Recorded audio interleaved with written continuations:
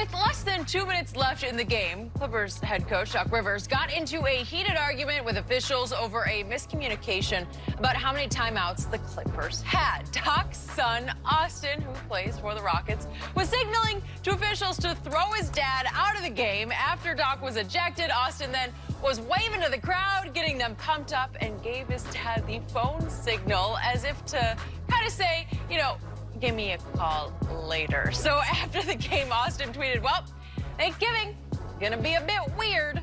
Doc said he didn't mind what Austin did. Shannon, what do you make of all this? I loved it. That's my dad, but not for these 48 minutes right while now. we play in the game, Skip. And all the time you made me go to my room, go to the coach's room.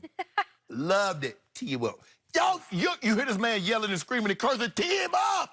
So you're saying it's like a little kid would do, Yep. right? Yep. I got you, Daddy. Yeah, Right? tee him up. Okay.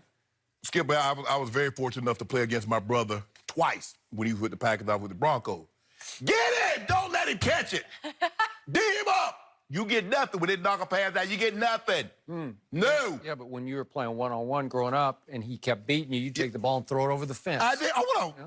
Who told you that? You told it on the air.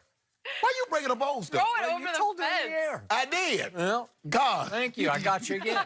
You guys remember? I have exactly what I would do, and he would tell my grandma she'd make me go in the woods and get it. But Skip, he just, look, I thought it was funny. I was like, because at first I'm like, am I seeing him say, like, T is that? He wanted that. Oh, yeah. Yeah, because that's going to be 3 points. Doc is upset, Skip, because he thought he had a timeout. And he's pointing to the official. He told me I had a timeout. The guy that told him, he allegedly told him he had a timeout, he was down at the other end. It was Tony Brothers like, bro, you ain't got no timeout. And I guess the trainers that keep track of the timeout, because they normally like, how many timeouts do I have? You got 2 or you got 1. We got no more. X got 4 fouls. He got 5 fouls.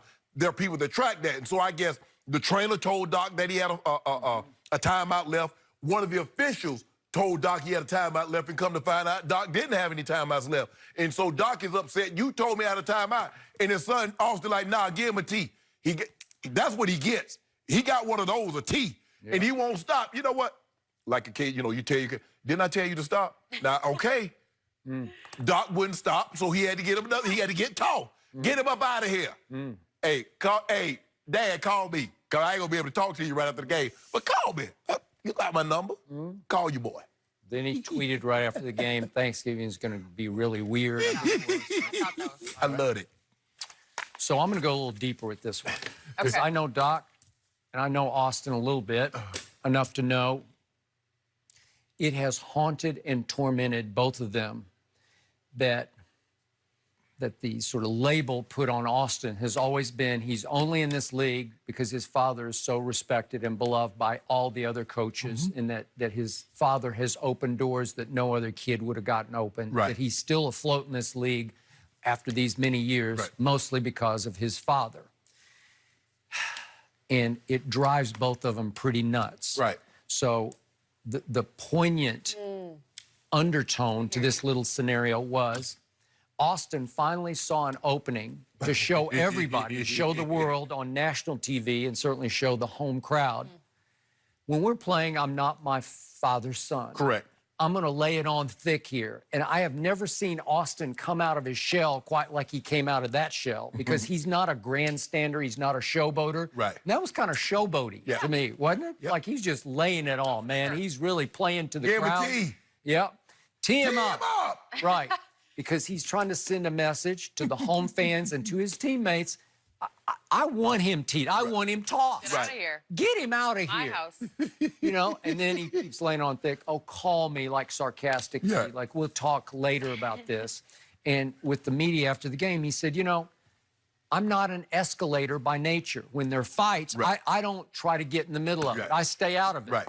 But he got right in the middle of this, and he escalated this situation for the home crowd, right? Yes. Because he's sick and tired of being perceived as Doc's son, right? The term they use is nepotism. Nepotism. And Skip, the thing, okay, maybe he got an opportunity, but I think there have been times that he showed he belongs in this league. Boy, I agree with you. Now, okay, granted, I guess when Doc left, because I think he was at the Celtics, and when Doc left, I think he was at Pelicans. But anyway, he ended up at the Clippers. So Austin started at the Pelicans, and I liked him at Duke. I thought he was, remember he had the big shot shot to against beat Carolina. North Carolina? Yep.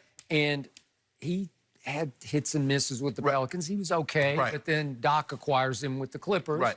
Thought he was pretty good. Yeah. But there's always a clash of, is Doc playing his kid? Right. Playing Right. favorites? Yeah, and I guess, you know, Big Baby was on here and said Yeah, that a he lot did. of that had to do with Yeah. if he wasn't Doc's son, he wouldn't have got minutes. He probably Correct. wouldn't even been on the team. Correct. And so I'm sure for Big Baby, Glenn Davis, who's Big Baby, for him to say that, I'm sure he wasn't the only one that felt that way. Correct. And so that, you know, and I get So it. what was Doc finally forced to do? He had to trade his son Right. away to, I think it was Washington, and then he got traded to some of Phoenix, and they Right. waived him, and he bounced. Right. Bounced around and wound up.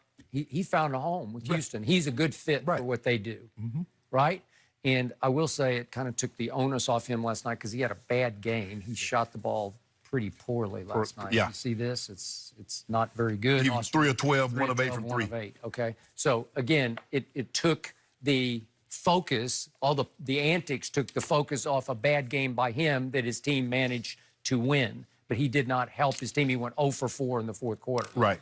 So, the point is that I think Doc said he loved it after the game because he knew exactly what his son was trying to do, what the message was trying to be sent. And Doc was seriously steamed about Yes. this and had a right. And he used the word he said, I got screwed. Because Right. they took a timeout away that he deserved. Right. And he knew it. He called them on it. And then he said, I did not curse to them. He said, I did not swear was the word Right. he used. Yeah.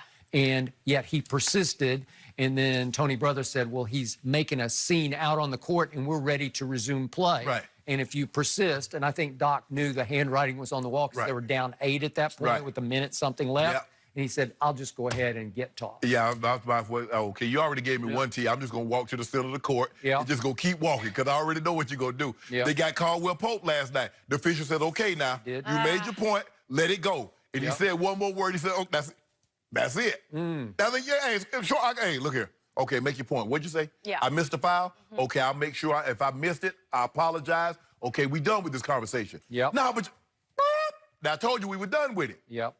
So I see this label on Austin upside down from the way most people do. I have nothing but respect for Austin because he's had a higher degree of difficulty to me because people always look at him like, come on. Right. You're only here because of Doc. Right. Well, then if he misses shots, people are going to say, get him out of here. Exactly. Right? And the thing is, Skip, is that Doc almost has to be harder on him in front of everyone than he normally would because they already think he's showing favoritism. So even if the slightest little thing, he has to jump on him to show I'm not showing favoritism. And I often go on like, Dad, what was that about? That wasn't even my fault. That was Chris Paul that threw that bad pass. I know, son. Because, you know, sometimes that's how you get to the other guys is that you harder on the guys that you know that can take it. Yep. So, Hey, Austin Rivers has guts. Yeah. He does. yeah, I mean, his dad was a heck of a player. Yep. It is He's hard, tough. though, to be an athlete's son, to be a coach's son, because you and have to play for your dad? have to play for him. I mean, that dynamic alone doesn't work in a lot of I cases. wouldn't wish it on No. anybody. It's like a can't-win situation. No. It's, There's no way I could have played for my granddad because I'd be coming home and telling my grand on him every night. Yep. Yeah, it's It just wouldn't do no, wouldn't have no changes effect. the thing. It was interesting, though. That's a good point of separating the two last night. It was a rare shot for him to do that. Let's transition to the Browns and an interesting year we've seen so far. Their record, 3-6. Is it more a reflection of Baker or Odell, who is to question. blame? We'll discuss